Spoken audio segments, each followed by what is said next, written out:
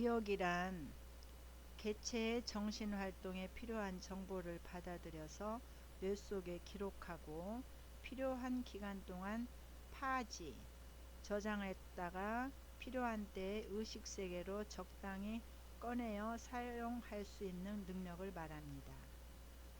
기억의 기능은 크게 오래전의 사실에 대한 것과 최근의 사실에 대한 것으로 나눌 수가 있습니다.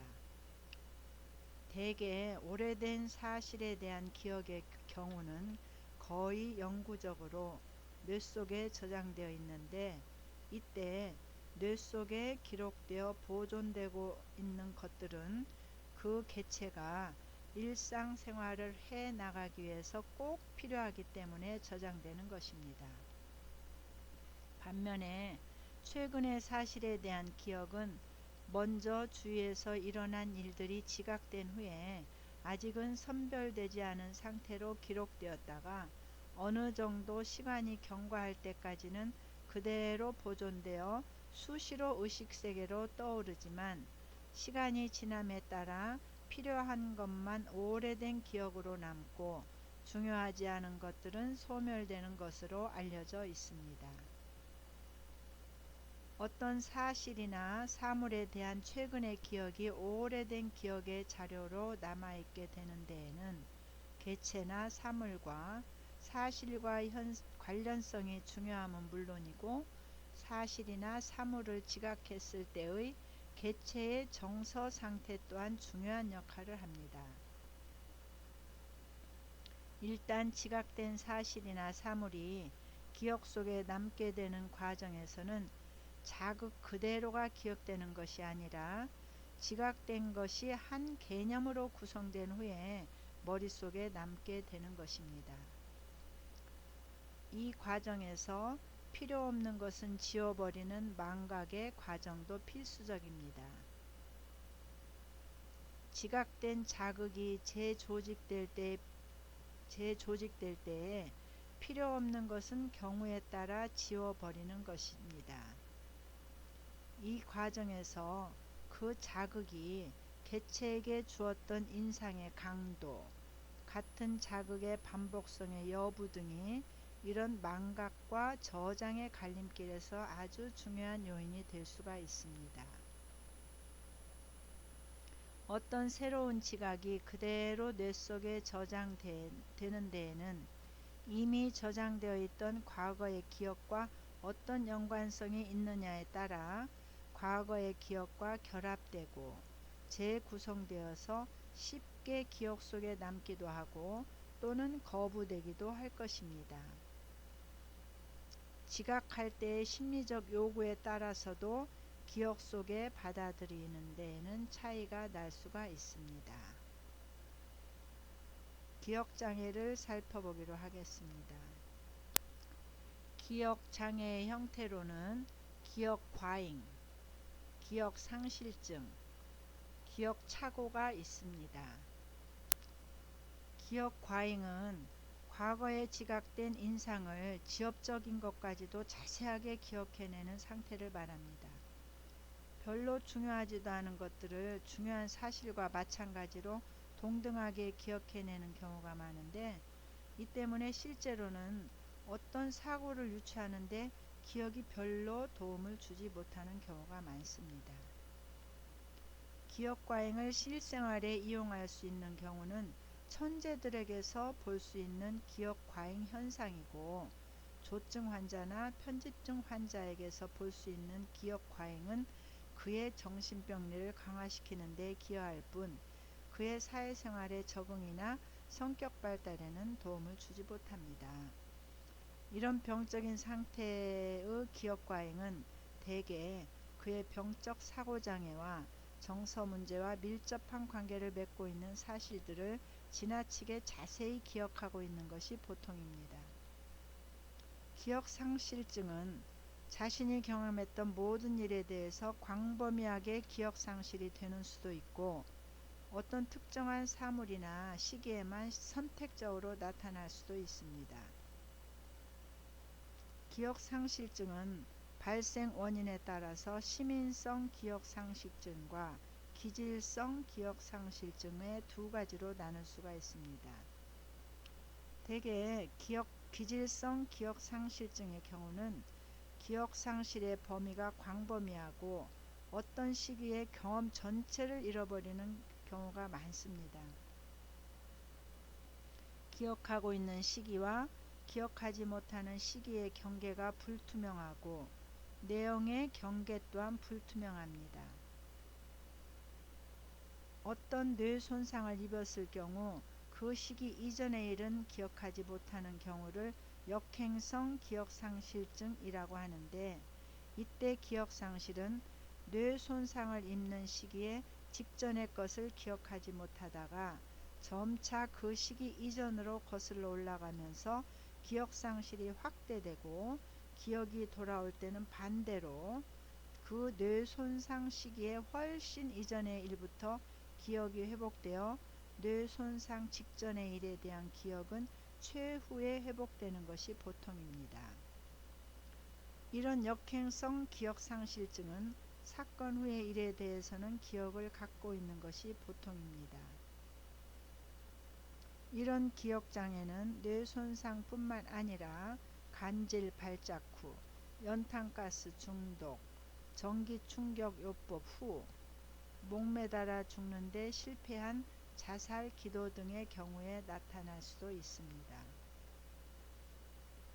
반대로 어떤 이유에서건 특히 노인성으로 나타나는 뇌의 기질적 병변에 의한 기억상실은 뇌의 병이 발생한 이후의 일을 기억하지 못하고 그 이전의 일은 정확하게 기억하는 경우가 많은데, 이를 전진성 기억상실증이라고 합니다. 반면 시민성 기억상실증의 경우에는 기억장애의 범위가 선택적이고 필요에 따라 기억상실이 일어나기 때문에 기억상실증은 자신으로서는 그것을 기억하는 것이 괴롭거나 불안을 야기하기 때문에 이런 고통에서 도피하기 위해서 기억상실이 이루어지고 있습니다. 어떤 사실을 기억함으로써 그 일에 대해 책임져야 할 경우, 여기에서 도피하려는 자신의 면책을 주장하기 위한 무의식적인 목적에 의해서 기억상실이 일어날 수 있는데, 시간이 지나면서 다시 기억이 회복됩니다. 이러한 시민성 기억상실증은 히스테리성 해리나 둔주에서 전형적으로 나타나며, 이를 정신역동의학적 입장에서 보면 자신의 무의식 내에 잠재해 있는 여러가지 억압된 갈등과 관계가 깊고 강한 부정적 정서와 깊은 관계를 맺고 기억상실증이 일어난다고 볼 수 있습니다. 다음으로 기억착오란 과거에 없었던 일을 있었던 것처럼 기억하거나 사실과 다르게 기억하고 있는 현상을 말합니다. 이는 결손된 기억을 메우기 위한 방편으로 일어난 현상이라고도 할 수 있습니다. 따라서 이런 기억착오는 착화증을 수반하는 경우가 많습니다. 즉, 구멍난 기억을 메우기 위하여 그럴듯하게 꾸미게 되는데, 이때 거짓말과 다른 점은 이러한 가정이 무의식적이라는 것입니다. 이런 현상은 코르사코프 증후군에서 전형적으로 나타나며 기타 기질성 뇌 증후군에서도 흔히 볼 수 있습니다. 행동장애에서 행동이란 인간의 여러가지 정신활동의 결과로서 표면적으로 나타나는 형태를 행동이라고 합니다. 따라서 행동이란 미세한 감정의 움직임에서 적극적인 운동까지 인간이 표현할 수 있는 모든 행위를 행동이라고 합니다. 환자들의 정신병리는 1차적으로 그 정신병리의 결과로 나타나는 행동 때문에 타인의 눈에 띄게 됩니다. 다시 말하면 비록 중증의 정신병리를 가지고 있더라도 남의 눈에 띄는 행동으로 나타나지 않으면 쉽게 알 수가 없고요. 따라서 환자를 검사하는 과정에서 제일 먼저 눈에 띄는 것이 환자의 병적 행동이고, 이를 밑바탕으로 해서 그 환자의 내부에 들어있는 정신병리를 추적해 들어가게 됩니다. 행동장애의 종류에는 과잉행동, 저하된 행동, 반복적 행동, 자동증, 거부증, 강박증적 행동, 충동적 행동이 있습니다.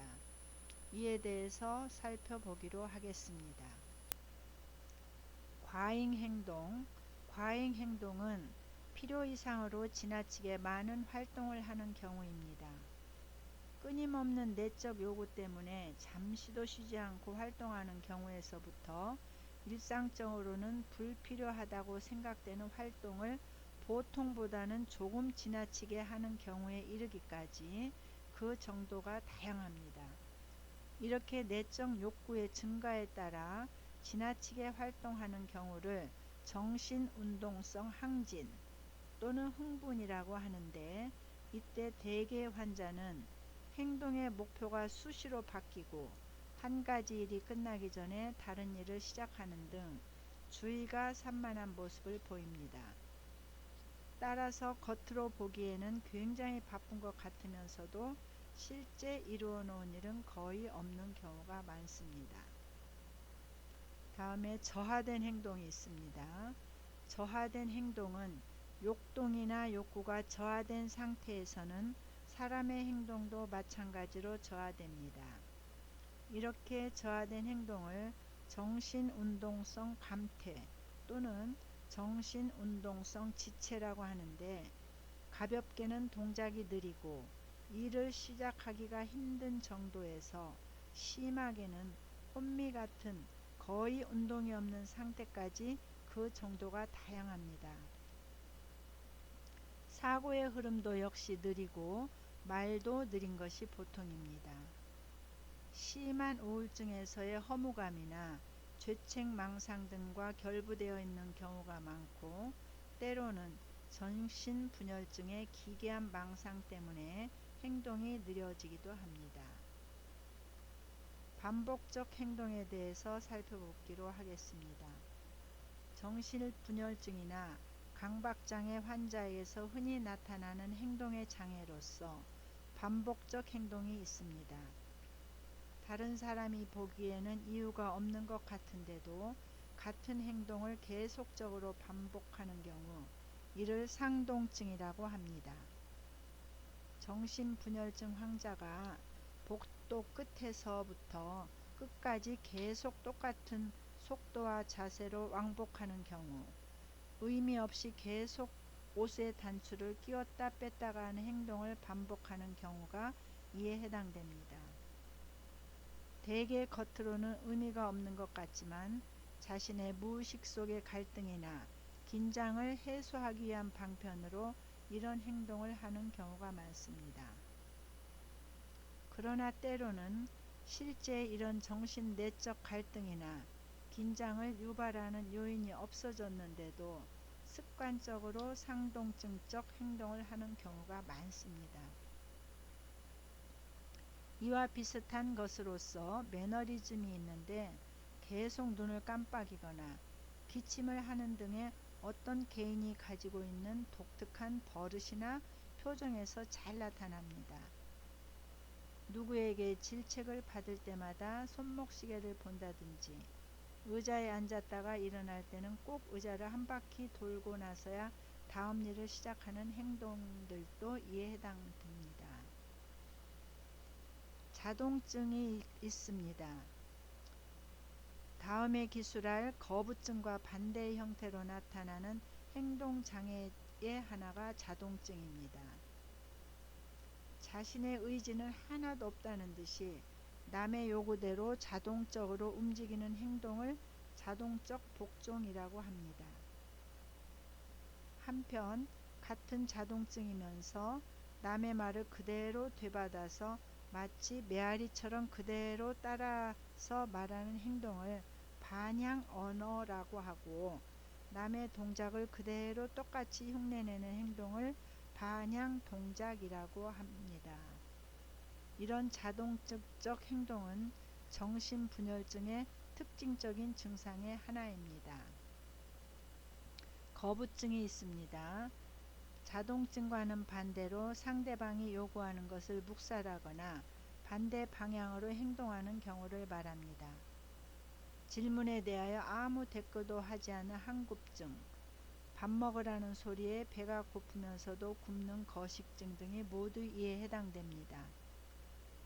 강렬한 저항이나 반항의 수단으로서 자신에게 불이익이 돌아오는데도 기대되는 행동과는 반대로 고집을 부리는 것입니다. 앞에서 말한 자동증이 내재한 적개심이나 불만이 겉으로 드러나는 것이 두려워서 자신의 의지를 감추고 상대방의 뜻대로 복종하는 것이라면, 거부증은 이런 적개심이나 불만에 대해 적극적으로 행동함으로써 자신의 불만을 충족하는 것이라고 할 수 있습니다. 강박증적 행동은 이는 스스로 자신의 행동이 무의미하다든가 불필요하다는 것을 알면서도 그런 행동을 반복하지 않고는 견디지 못하는 병적인 상태의 행동입니다. 대개는 강박적 사고와 결부되어서 나타납니다. 손에 세균이 묻었으면 어쩌나 하는 강박관념 때문에 하루에도 몇 번씩 손을 씻어야 하는 청결행동, 틀림없이 잠그고 나온 문을 혹시 잘못 잠그지 않았나 해서 되돌아가서 확인해야만 안심이 되는 확인행동 등의 경우가 이에 해당됩니다. 이때 스스로 자신의 행동이 무의미하다는 것을 알면서도 그렇게 하지 않고는 견디지 못하는 자신의 병적인 상태에 대해서 또 다른 불안이 생기게 되는 것입니다. 다음으로 충동적 행동에 대해서 말씀드리겠습니다. 이는 어떤 정리된 욕구나 계획에 의해서가 아니라 순간적인 감정의 지배에 따라 예기치 않은 행동을 폭발적으로 일으키는 현상입니다. 이런 충동적 행동은 여러 가지 경우에 나타납니다. 예컨대 감정 조절이 잘 안되는 상태, 자신과 주위 환경과의 관계를 잘못 판단하는 경우나 정신분열증에서 망상이나 환각의 지배를 받아 일으키는 경우 등으로 다양합니다. 인간이 자신의 생존을 유지하기 위해서는 생물학적, 심리적, 사회적 평형 상태를 유지할 필요가 있습니다. 이런 평형 상태가 깨지면 생물학적, 생리적 및 사회적 욕구가 발생합니다. 이런 요구를 충족하기 위해서 발동되는 심리적 현상이 바로 욕구입니다. 이러한 욕구가 발동되면서 신체적이거나 심리적인 긴장이 생기고, 이를 완화하기 위해서 그 욕구를 충족하기 위한 어떤 움직임을 해야 하는데, 이러한 움직임을 행동이라고 합니다. 인간 행동은 욕구의 강도와 이에 수반된 정동 상태의 변화, 이를 조절할 수 있는 지적 능력의 정도에 따라 여러 가지 양태로 나타날 수 있습니다. 즉, 욕구 통제가 제대로 이루어지지 않고 더구나 본능적 욕구가 제대로 조절되지 않을 경우 충동적인 행동으로 나타날 수 있고, 반면에 지나치게 주위 환경을 의식한 나머지 욕구를 과잉 억압할 경우 자신의 의지를 행동으로 옮기기 힘들어질 수가 있습니다. 증상학의 6번째로 정동장애에 대해서 살펴보겠습니다. 정동장애와 감정에 대하여, 정동장애는 기분 조절이 어렵고 비정상적인 기분이 장시간 지속되는 장애를 의미합니다. 뇌의 기분을 조절하는 부위에 이상이 생겨 발생하는 증상으로 우울증과 조울증이 대표적입니다. 여성의 발병률이 남성에 비해 훨씬 높은데 그 이유는 호르몬의 차이, 임신과 출산, 사회 심리적 스트레스 등으로 추정됩니다. 정동장애 우울증과 조울증의 증상으로는 인지 기능이 떨어져 집중력이 감퇴하고 사고의 장애가 나타납니다. 감정에는 내면적인 느낌, 기분, 더 구체적으로는 쾌감, 불쾌감, 기쁨, 슬픔, 분노, 미움 등이 있습니다. 이러한 감정은 주관적 작용이며 본능과도 불가분의 관계에 있습니다. 감정의 감정의 부적절성은 개인과 사고 내용과 감정이 맞지 않은 상태입니다. 예를 들면 슬픈 내용의 말을 하면서 얼굴 표정은 웃고 있거나 아무것도 즐거울 것이 없는 상황에서 희죽거리며 즐거워하는 것으로 정신분열증에서 볼 수 있습니다. 종류별로 살펴보면 도취감, 우울감, 불안, 양가감정, 자극성, 가변성 정동, 황폐화 등이 있습니다. 대표적인 정동장애의 몇 가지를 좀 말씀드리면 양가감정이 있습니다. 양가감정은 슬픔과 기쁨 등과 같은 상반되는 감정이 동시에 존재하는 것입니다. 자극성은 병적 불쾌감의 흥분성이 항진하여 쉽게 외부로 발산되는 상태입니다. 별것 아닌 일에 쉽게 흥분하고 화를 내는 경우로서 반사회적 상태나 분노가 강한 사람, 필요한 사람이나 히스테리, 치매 등에서 볼 수 있습니다. 가변성 정동은 기분의 지속성의 장애로서 화를 내다가 곧 기분이 좋아지는 식으로 외부 영향을 지나치게 쉽게 받는 정서 상태입니다. 어린아이, 히스테리성 성격, 치매에서 볼 수 있습니다. 황폐화는 정상적인 감정 반응이 다 없어져 메마르고 무감각해진 정서 상태를 말합니다. 네, 증상학의 7번째로 정신의학적 진단 체계에 대해서 말씀드리겠습니다. 이상 행동을 평가하고 진단하여 장애를 분류하려는 노력은 많았으나 그 원인이 다양하고 유전과 사회적 환경 요인들과 복합적으로 작용하고 있어서 장애의 분류는 증상, 징후 및 장애의 결과에 대한 관찰에 의거합니다. 정신장애를 유형별로 진단 분류하려는 노력은 끊임없이 행해져 오고 있으나 대표적으로는 크게 나눈다면 다음과 같은 3차원으로 구분할 수 있습니다. 첫째, 정신장애는 정신질환과 지적장애로 나뉩니다. 지적장애는 출생 시부터 나타나는 지적 능력의 결함을 의미합니다. 반면에 정신질환이란 과거에는 건강하였는데 나중에 증상이 나타나는 것을 의미합니다. 둘째로, 정신질환은 정신신경증과 정신병으로 나뉩니다. 신경증은 불안이나 우울을 중심으로 기질적인 원인 없이 외적 원인이나 심인성 원인 때문에 일상생활에서 비효율적인 상태를 나타내는 현상입니다. 즉, 일상에 지장을 초래할 만큼 정서와 생활태도가 불안정하며 이를 괴로워하고 이 같은 상태에서 벗어나고자 하나 자신의 의도대로 잘 되지가 않습니다. 정신병이란 망상이나 환각, 비합리적인 현실 왜곡 및 괴상한 행동의 장애 등 사회적 기능과 자아 기능이 손상되어서 사회생활에서 철수되어 가정생활이나 직장생활을 수행하지 못하는 상태입니다. 셋째, 정신병은 기질적 정신병과 기능적 정신병으로 나뉩니다.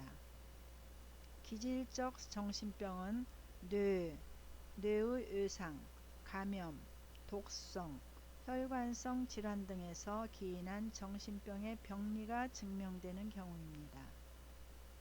기능적 정신병이란 기능의 손상은 있으나 아무런 기질적 병리를 증명해낼 수가 없는 것입니다. 현재 통용되고 있는 정신장애 진단 체계는 두 가지가 있습니다. 첫째로 국제질병분류가 있고요. 국제질병분류에는 우리나라에서 공식적으로 사용되고 있는 분류 기준은 세계보건기구에서 제정하여 국제적으로 통용되고 있는 국제질병분류 제10개정판입니다. 두 번째로 정신질환의 진단 및 통계 편란으로 DSM이라는 것이 있습니다. 1994년에 네 번째 개정판에 이어 1913년에 DSM-5가 출간되었습니다. 다시 정정하겠습니다. 1994년에 네 번째 개정판 DSM-4에 이어 2013년에 DSM-5가 출간되었습니다. DSM-5의 특징을 말씀드리면 변화된 점이 아주 많은데 이에 대하여 간략하게 살펴보고자 합니다. 가장 큰 차이점은 기존의 다축 체계가 삭제되었다는 것인데 DSM-5에서는 DSM-4의 제3축에 기재되던 상태 중 일부가 독립된 진단으로 구분되었고 다섯 번째 축의 점수는 그대로 사용하기로 하였습니다. 또한 진단명에 달리 분류되지 않는 범주를 사용하는 대신에 달리 분류된 장애와 분류되지 않은 장애라는 용어를 사용하게 되었습니다. 또한 DSM-5 개정의 핵심 중 하나는 차원적 평가의 도입이라고 할 수 있습니다. DSM-4에 대한 비판이 있었던 이유 중 하나가 정신병리를 범주적으로 평가한다는 점이었습니다. 즉 1에서 9번의 진단 기준 중 5개 이상이면 진단 기준 A가 충족된다는 식이었습니다. 그러나 정신병리나 성격의 특징을 정도의 차이를 갖는 연속적인 실체인데 이를 장애가 있다나 없다만으로 판단함으로써 현실을 그대로 반영하지 못하고 왜곡하게 되는 경우가 있었습니다. 따라서 기존의 범주적 평가에 대한 대안으로 차원적 평가가 도입되었고 진단의 경계를 넘어서 나타나는 증상을 크로스 아웃 심텀이라 칭하고 이를 평가 척도에서 측정하였습니다.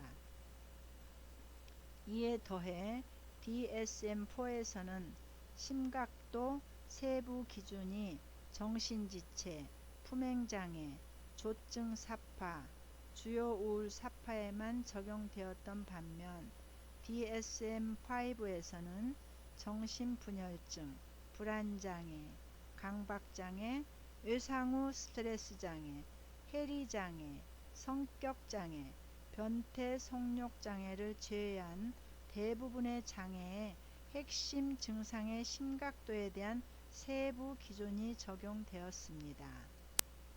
이번 주도 수고 많으셨습니다. 다음 시간에는 제4장 성격장애에 대해 살펴보겠습니다. 감사합니다.